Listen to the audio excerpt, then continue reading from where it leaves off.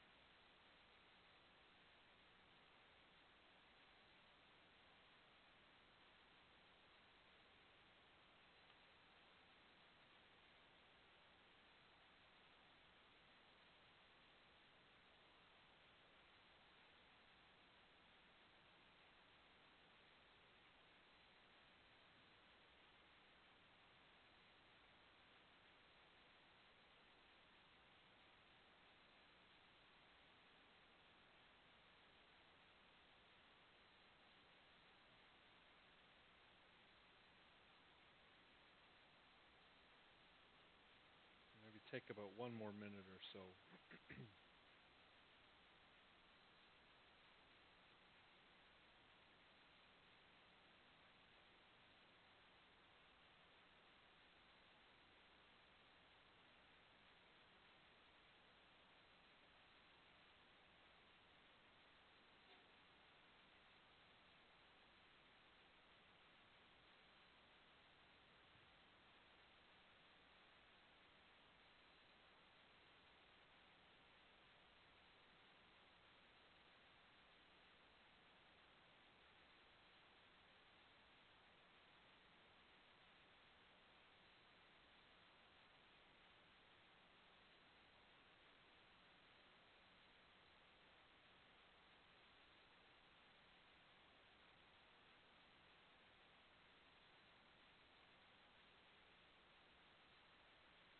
Okay, so as you look through this, what are some of the markers that Paul uses to indicate and to kind of structure this text?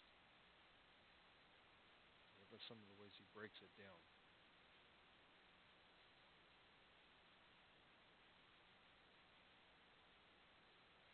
Yeah, so right, if you were to break it down in sections, I count about 4 of them.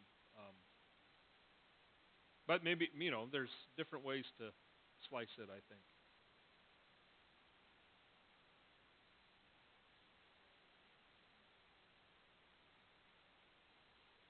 Okay, good. Yep. And that would run maybe through 1 through 5. Yep. Yep, good. Okay, and then you notice then Paul gets into to the unmarried, to the married, to the rest, right? So you see, um, that's where I count 3 quick ones, right? Verse 8, verse 10, and verse 12, right? So, and you got, I think, the first problem or question or issue that Paul is addressing, right? Sexual desire. How do you control it? What are the boundaries for that? Let's jump to verse 8. So now Paul says to the unmarried. What is the question or the issue that Paul might be addressing in that paragraph there? What, if you had to guess? based on what Paul is saying to the Corinthians? What might the Corinthians have been wondering about with Paul?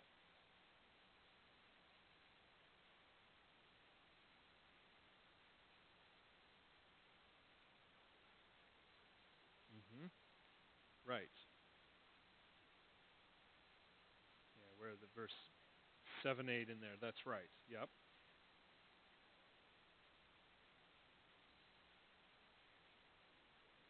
Hmm.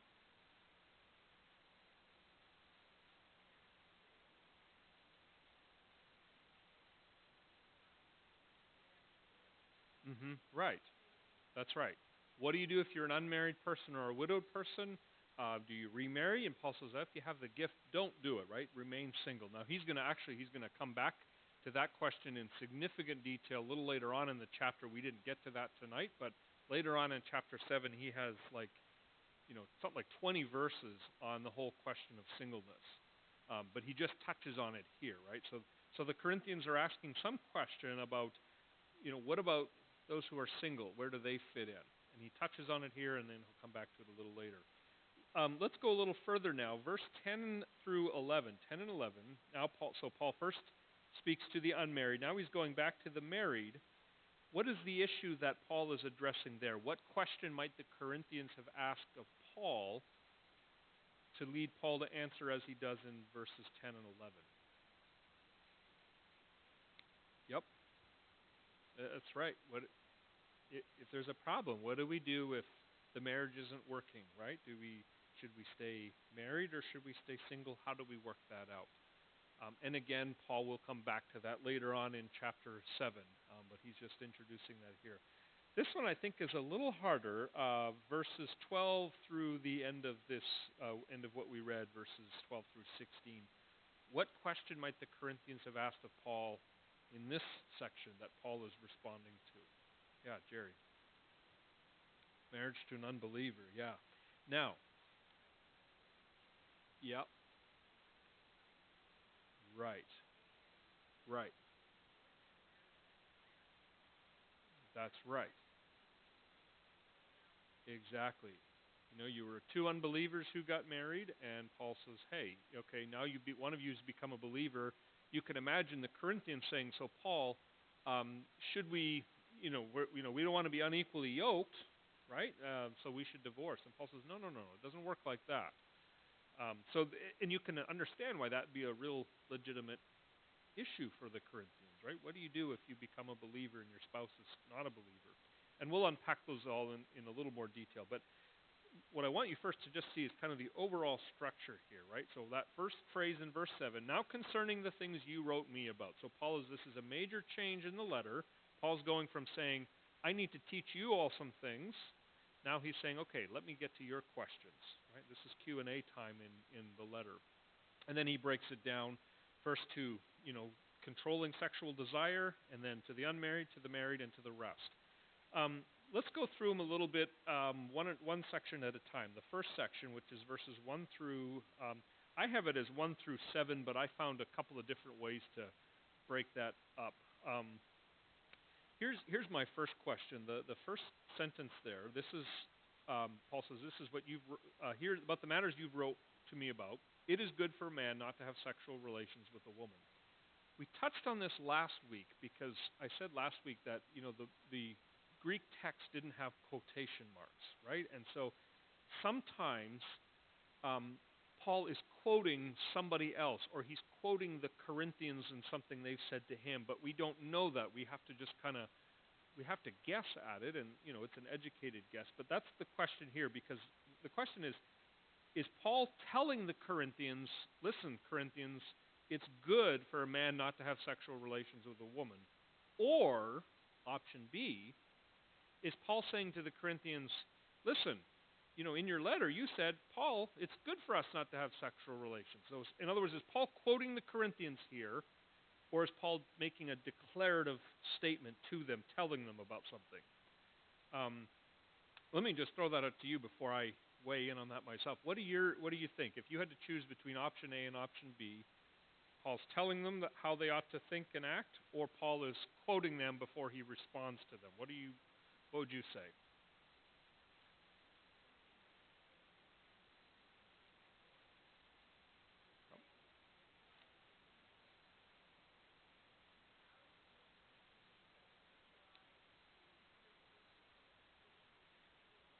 Hmm.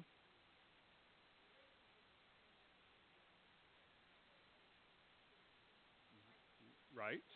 Yep. Yep. That's right. That's right.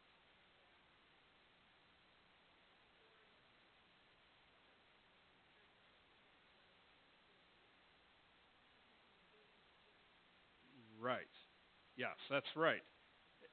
Those are two. That's right. Physical body doesn't matter. Hmm. That's right. We don't mess with all that. Yeah, that's right. Margie, what do you think? No, he's right. That's right. That's right.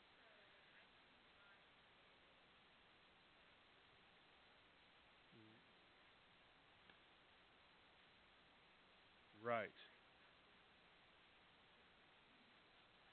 Right.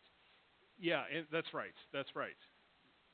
But it's a puzzling phrase that all just by itself, right? And I but that's exactly right. That's where we always have to, because if you just pull this verse out and as we say cherry pick it from the Bible and just hold it out there, well, you could make it say all kinds of things that it was never meant to say.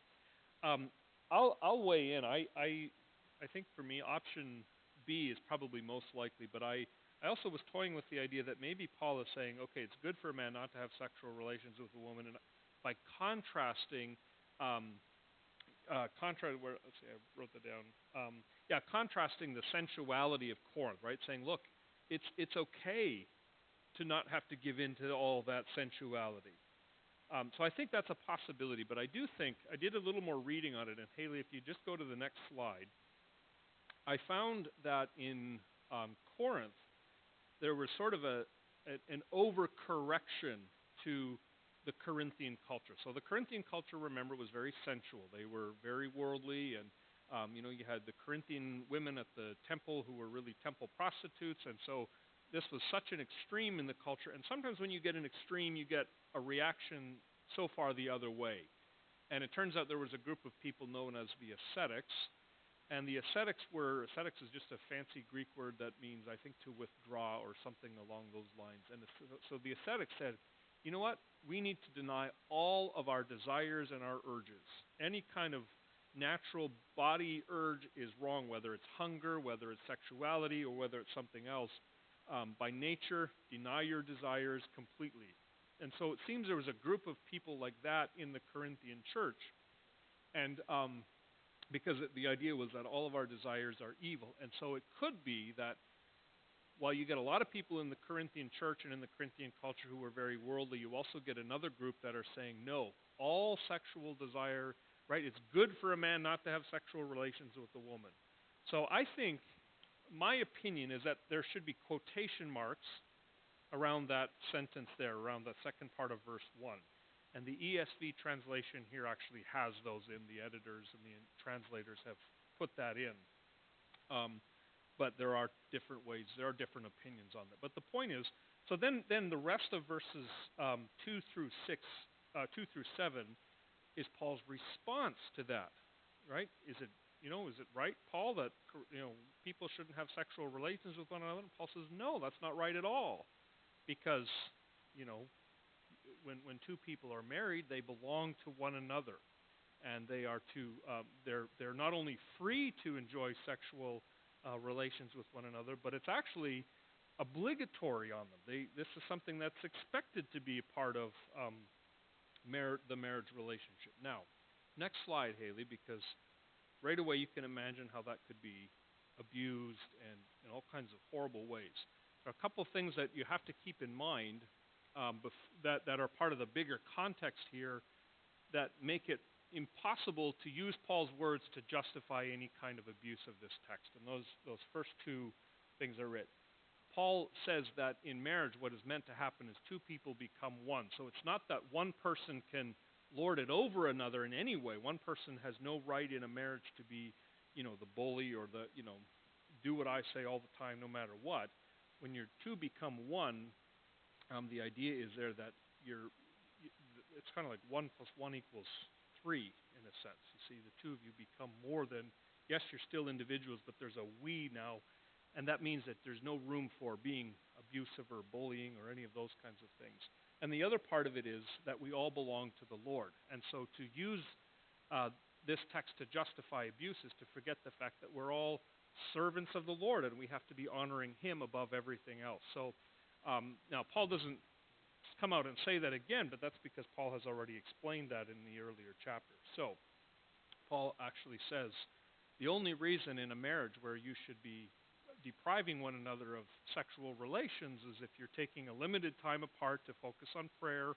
But he says even then, don't extend that out indefinitely, because if you should do so, you're opening yourself up to temptation. And so Paul, in some ways that way, Paul is, I think, rather maybe surprising. He's pretty, like Margie was saying earlier, Paul has a very positive vision of human sexuality in the right context, and biblically that's the case as well. Okay, any thoughts or questions on that before we move to the next section?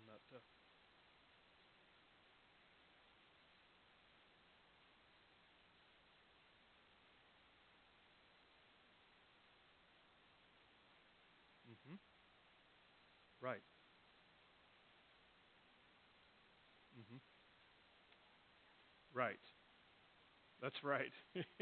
and and and that's a really good point, that it's not just the husband, it's husband and wife together. He singles them both out, saying, look, the wife doesn't have authority over her own body, but neither does the husband over his own body. And that was unheard of in those days, where where you'd speak to a woman and give them that kind of status and authority in a marriage. Yeah, that's important. I highlighted in mine. I highlighted pink and blue, and you can, it just helps you see at a quick glance. But you can see how often Paul is addressing the both of them there, husband, wife, husband, wife. So it's not in any way elevating one over the other in terms of importance or rights or anything of that sort. And yes, that's right. And as I said, that was virtually unheard of in marriage. So that's the first thing. Paul says to anyone who wants to be, to any of you ascetics, any of you who are trying to say, look, sex is all bad and doesn't belong to the Christian, Paul says, wrong. If you're married, you belong to each other, and this is part of your commitment to one another. Let's look at verses 6 and 7 now. And Haley, let's go up to the next slide. To the unmarried and the widow. So what is the concern there that Paul has? What's the concern there, and what's the remedy that Paul is prescribing in this case here? I suppose I shouldn't have flipped the slide so quickly, because now the answer's on the screen in front of you. But remember, the question is, Paul seems to be saying, unmarried and widows, do they have to get remarried? Is it better? Should they, what should unmarried women or men and women or single people do? And what's Paul's instructions there?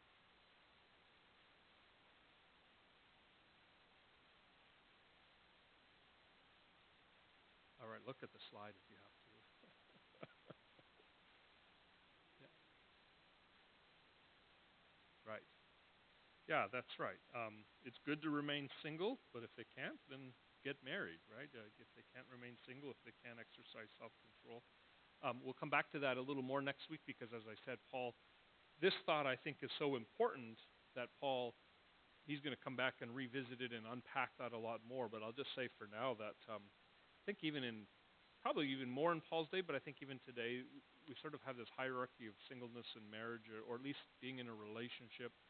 And Paul challenges that idea that if you're single, you're somehow lower on the totem pole. Says, no, that's not it at all. There's not a hierarchy here, because your identity and your dignity and your worth as a person are not found in your marital status. In those days, the big issue was, do you have inheritance? Do you have money? Do you have belonging in society? And if you were a single person, those things were much harder to have. It's not impossible, but much harder. And so if you're married, a lot of times it was for social stability and economic stability. And Paul says, well, you know what? All that aside, your identity is not rooted in your marital status. So single or married, you're free to get remarried if you want to, but if you could stay single, that's fine too. All right, verses 10 and 11. Here's where the question is, what about if things are not working in the marriage? Do you have to stay together? Is it permissible to separate, and under what setting? Or I should say, under what context? What does Paul tell us in that paragraph there?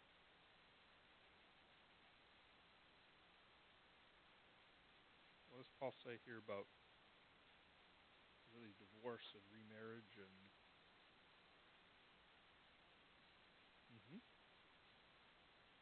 That's right.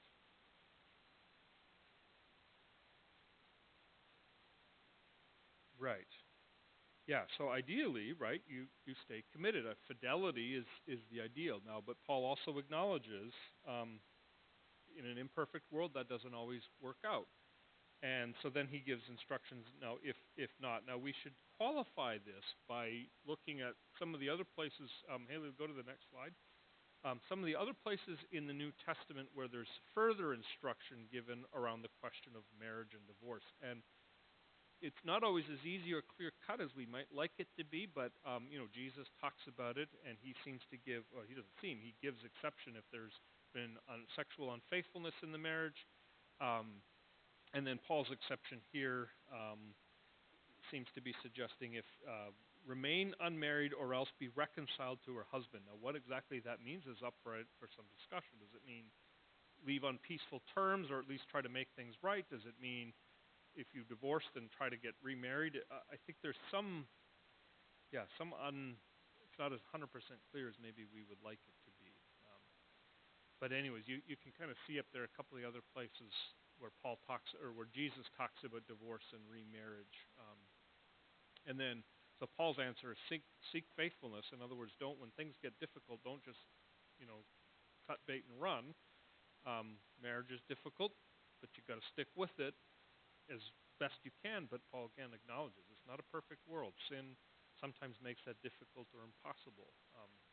And so he gives the exceptions that he has for divorce. Questions or thoughts on that? I know we're going kind of quickly through this. Yeah, Jerry.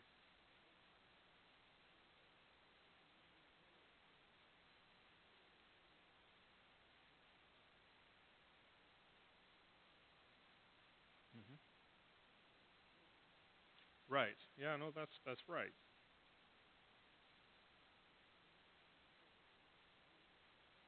Just, that's right. Yeah, that's right. And I think we have a tendency to do that, especially when things are difficult, right? It's always easy to, the grass is always greener on the other side of the fence, we say, and greener pastures, right? There's a lot of truth in that, and especially if your marriage isn't going so good, that is so common. Where suddenly, much other people look much more appealing, and I could get along much better, be more adventurous, and you're right. No, Paul is really warning us against that. Other thoughts or comments on this? All right, then the last section, and Haley, you can go ahead to the last slide there. To the rest, and then Paul is now talking about that case where two people, they're married, but they were probably unbelievers when they got married, and now the husband or the wife becomes a believer. Should you get out of that marriage? And what does Paul say? What's his instruction here?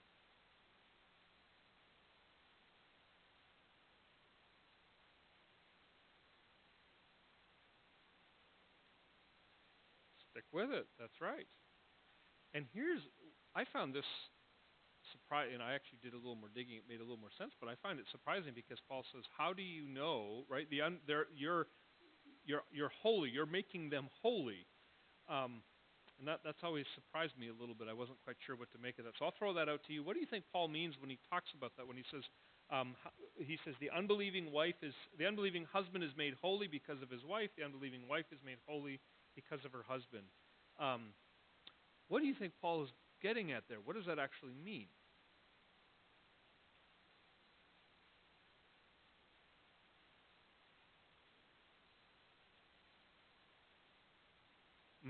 Okay, right. I think that's on the right track because Paul, at the end of this section, he says, "How do you know whether you will save your husband or save your wife?" Right? So Paul seems to suggest there that in the case that he's talking about, there's that possibility that you will actually be the one to lead your unbelieving spouse to faith in Christ. What else? Yeah, right. That's right.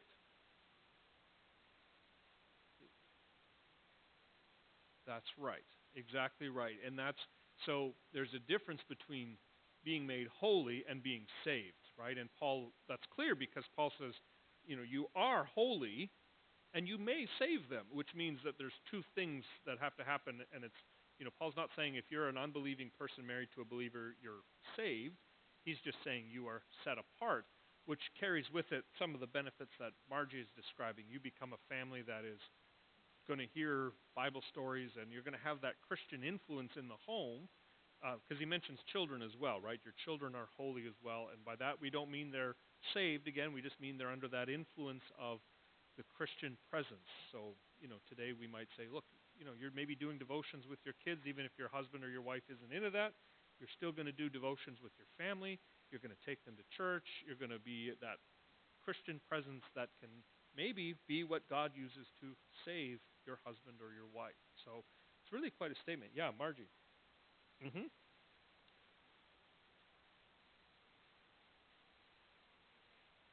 Mm-hmm. Yeah, I was wondering if that would come up. Right? Is Paul just giving his opinion here? Right? That's because that's what it sounds like. And it's like because he says it at least two times that I count. Right there in verse 12, and then earlier in verse 10. I'm giving this charge. It's just me, but it's not really the Lord. Here's what I think Paul is saying there. He's not saying this is my opinion, so take it or leave it. He's saying, here's what I'm telling you. I'm not quoting what Jesus said. I'm just telling you what is. You see the difference there? In other words, there are places in the Bible where Paul will say something, and it's clear he's like quoting a teaching from Jesus, and he might even make that clear. But in this case, he's not quoting anything from Jesus, but he's giving instruction.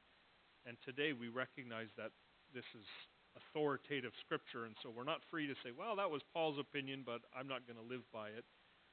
It's God's word to us. It's just not something that Jesus himself happened to say. So I think that's all that means. Paul's just acknowledging that he's not quoting Jesus here.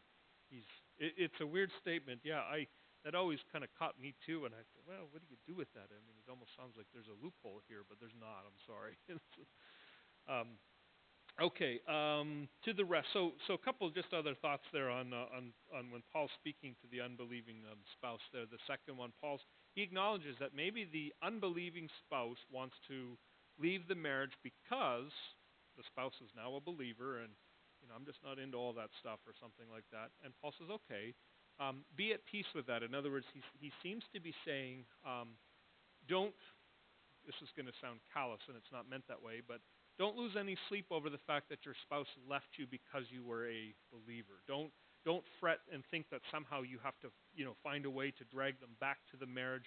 Paul's saying if they leave, you are out of the commitment. You sort of are released from that obligation to the marriage. But again, Paul is saying if they don't let that be at your initiative, believer.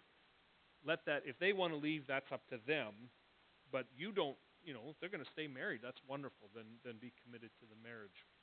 And then as I touched on as well, the last point there is the power of of a believing spouse in the household of an unbelieving family. God can use that to bring a spouse, a child, a family to faith in Christ.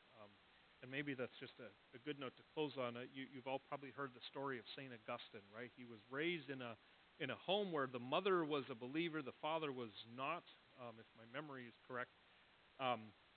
But his mother, very, very devout believer, prayed for him all the time. And Augustine, he sort of was nominal at first in terms of his Christian faith, but then he just kind of had enough of it. So he goes off and lives a very sensuous life.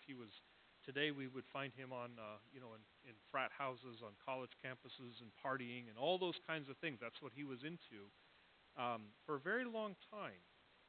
And he had no interest in Christianity whatsoever, but it was his mother, Monica, who prayed devoutly for him day in and day out.